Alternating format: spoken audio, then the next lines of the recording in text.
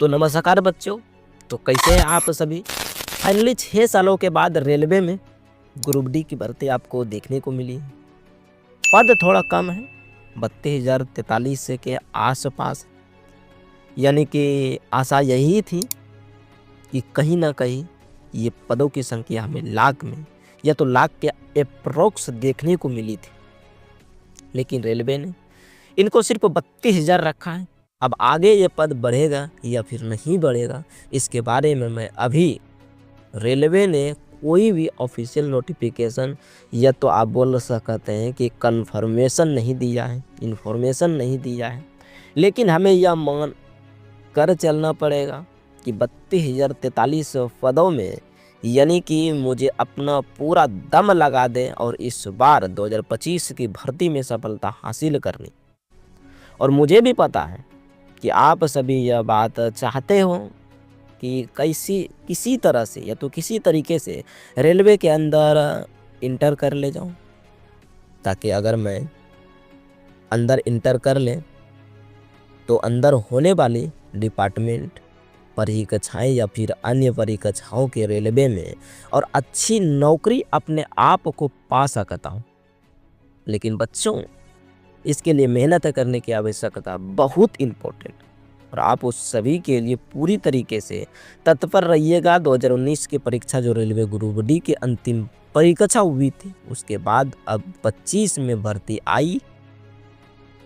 आप सभी को पता है कि एमडी क्लासेस से हजारों की संख्या में बच्चे सेलेक्ट हुए हैं, लेकिन कि अब बारी है 2025 की, ताकि इस बार बेहतर कर पाऊँ और सिलेक्शन दिलाऊं और इस लिस्ट में अपना भी नाम बना पाऊँ। 2025 के फॉर्म भरना शुरुआत हो चुके हैं और इस फॉर्म की अंतिम तारीख बच्चों 22 फरवरी 2025 को, यानी कि 22 फरवरी तक आप रेलवे ग्रुप डी के फॉर्म भर सकते हैं। और हाँ, अब अभी आपके पास मौका फॉर्म को भरने का, सर्टिफिकेट सही लगाने का, ताकि किसी भी हालत में फॉर्म रिजेक्ट ना हो। लेकिन मन में एक सवाल बहुत बड़ा घूम रहा है कि सर इस कम भर्ती में, क्योंकि हमारे दिमाग में लगातार इस चीज़ का अंदाज़ा था कि यह भर्ती लाख के आसपास आ रही थी, लेकिन कि इतनी कम भर्ती में भी अपनी तैयारी को कैसे मजबूत बना पाऊंगा, क्योंकि पिछली बार यह यानी कि 1 लाख से ऊपर भर्तियां, इस बार सिर्फ 32,000 कुछ पद निकाला गया है। तो पदों की संख्या होती है इस तरह से अप डाउन, तो आपने आप एक अंदर से मोटिवेशनल आता है यार, थोड़ी कमी भी रह जाएगी तो सिलेक्शन हो जाएगा। लेकिन कि अब पद कम होते हैं तो यानी कि डेडिकेशन की हमें आवश्यकता पड़ जाती है। रेलवे ने शायद इस वजह से रिजर्व कर रखा हो, क्योंकि वो हर साल भर्ती देने वाले हैं। तो मेरे दिमाग में वो भी बात थोड़ा साइड करके इस चीज़ पर मुझे ज़्यादा फोकस रखना होगा कि अगर इतनी ही कम भर्ती है तो किस प्रकार से मेहनत करूं ताकि सफल हो पाऊं। और यह आपके लिए अब हार्ड वर्क का समय नहीं रहा, अब समय स्मार्ट वर्क का हम कैसे बेहतर कर सकते हैं ताकि हम इस बार सिलेक्शन हो पाएँ। सबसे ज़रूरी बात है, सिलेक्शन के लिए आपको कुछ अलग करने की आवश्यकता नहीं पड़ेगी। आपने एमडी क्लासेस या तो एग्जाम्पल तो आप सुना ही होगा ना, पर देखा होगा मैंने सैकड़ों वीडियो डाल दिया है जो ग्रुप डी सेलेक्टर्स हैं, जो एनटीपीसी में सेलेक्ट हैं। किसी ने कुछ अलग नहीं किया, इस सब का रूटीन यानी कि सेम रहा है और सब ने एक चीज़ करी। लेकिन बार बार मैं क्या करूं, 100 किताबों को एक बार मत पढ़ो, और अगर आपने एक किताबों को 100 बार पढ़ लिया है तो आपके लिए ज़्यादा फ़ायदेमंद करेगा, जीवन में ज़्यादा परिवर्तन आएगा। हर चीज़ को पढ़ो तो गहन अध्ययन से समझो कि करना क्या है, क्या चीज़ें उसमें से नहीं हैं, ताकि मैं अपने आप में यानी कि इम्प्रूव कर पाऊँ कि सबसे ज़रूरी चीज़ सिलेक्टर्स के लिए मैं सिलेबस को पूरा करूँ, पूरा पढ़ूँ, कहीं से भी पढ़ूँ, और एक दिन में जितना भी पढ़ रहा हूँ मैं उनका डेली रिवीजन करूँ। मैंने सुबह जो भी पढ़ाई करी है, शाम को बैठा उसका रिवीजन कर लिया है। अच्छा, आज मैंने इतनी चीज़ें पढ़ी हैं, लेकिन कि अब इसमें से एक स्मार्ट चीज़ ऐड करनी पड़ेगी, और वह यह ऐड करनी पड़ेगी कि आज अगर मैंने यह चीज़ पढ़ी है तो लाओ ज़रा इसके ऊपर क्वेश्चन लगा लेता हूँ, और पेपर में कुछ कैसे पूछे जाते हैं सवाल, क्योंकि अब दिमाग हमारा रील्स को देखने के, शॉर्ट्स को देखने के इतना छोटा हो चुका है कि इस बहुत सारी चीज़ें नहीं आ पाती हैं।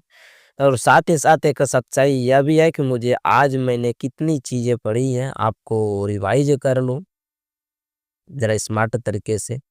मैं यह देख लूँ कि इसमें से किस तरीके से क्वेश्चन बन सकते हैं, यानी कि इसके ऊपर 10 क्वेश्चन, 5 क्वेश्चन क्विज़ के रूप में लगाना ही लगाना है, और मुझे फ़ायदा करेगा मेरे पेपर के समय में, मेरे कॉन्फिडेंस को बूस्ट करेगा, और पेपर में सफल हो पाऊँ, फिर मैं कुल मिलाकर 60 से 70 नंबर सिलेक्शन पर मार्ग पर चला हूँ। उसके बाद मैं हर सप्ताह वीकली टेस्ट लगा लूँ। इस टेस्ट से मुझे यह मिल जाएगा कि समझ पाऊँगा कि भाई अभी कहाँ कमी रह गई है, किस हिसाब से मुझे और काम करना है। तो सिलेबस को प्रॉपर तरीके से पढ़ना है और डेली रिवाइज़ करना है, स्मार्ट तरीके से अपनाना है।